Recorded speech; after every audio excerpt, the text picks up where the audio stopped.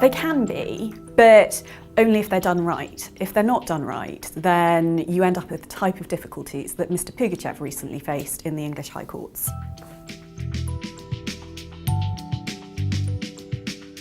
Mr. Pugachev, who was known as Putin's banker, set up 5 New Zealand trusts at a time he really should not, because there were some claims against him.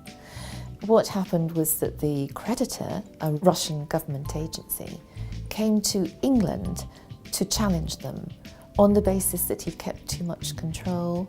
He was able to hire and fire the trustees and make significant decisions about the assets of the trust and their beneficiaries. The English court found that the control was such that the assets should be made available to his creditors.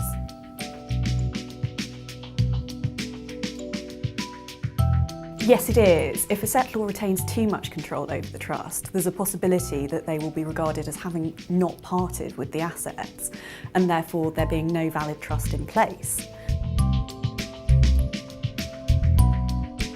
It is possible to retain some control, but it can be dangerous. If a settlor, for example, retains sufficient control to be able to recall the trust assets if he doesn't like how the trust's being run, then that power might be used against him if he finds himself subject to a claim by a spouse or a third party, or if he comes under political pressure to exercise that power when he doesn't want to.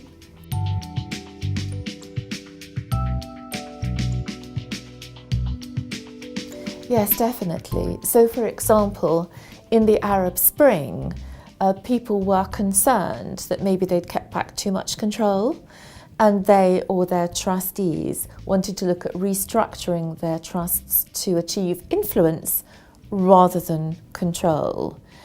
The political situation around the world in quite a lot of countries, such as Russia, bits of Africa, Latin American countries and so on, is such that a lot of people are looking to trusts to try to protect them from political and personal pressure. And the recent change in the political climate in Saudi Arabia is also having that effect.